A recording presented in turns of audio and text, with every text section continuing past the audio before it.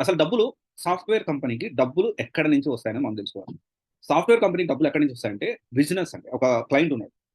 Client అని ఎవరినంటారు అంటే, ఇప్పుడు నేనే ఉన్నా. ఒక కొత్త దాంతో సీవైసీని స్టార్ట్ చేయాలనుకుంటున్నాను.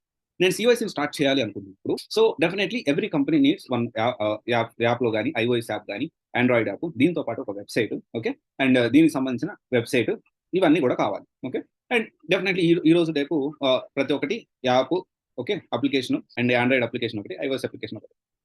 నేనేం చేస్తానంటే, నేను ఒక కొత్త థాట్‌తో వచ్చా. ఓకే. నేను ఒక కొత్త థాట్‌తో వచ్చా. ఒక కెరియర్ కౌన్సెలింగ్ అనే థాట్‌తో వచ్చాను కాబట్టి, దానికి సంబంధించి నాకేంటి అంటే ఆన్‌లైన్ షెడ్యూలింగ్ అంటే మన స్టూడెంట్స్ ఎవరైనా అపాయింట్‌మెంట్ తీసుకొని సో, ఇదంతా మనం ఏంటి అంటే అంతగా నేను నార్మల్‌గా చెప్తున్నాను. ఎగ్జాంపుల్ తీసుకొని చెప్తున్నాను. ఒక స్టూడెంట్ ఆ కౌన్సెలింగ్‌కి కొంత పే చేయడం.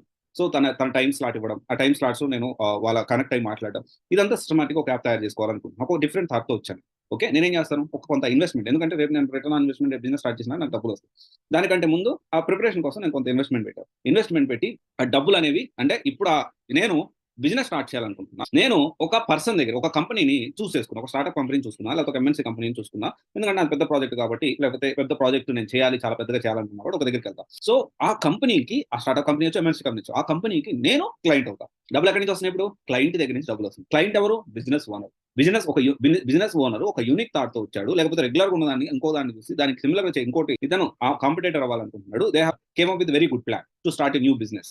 ఓకే. ఆల్రెడీ ఎగ్జిస్టింగ్ బిజినెస్ ఉంది. లేకపోతే ఇదొక టైప్. క్లయింట్ ఇంకా చాలా రకాలుంటారు. మళ్ళీ ఎగ్జిస్టింగ్ బిజినెస్ ఉంది.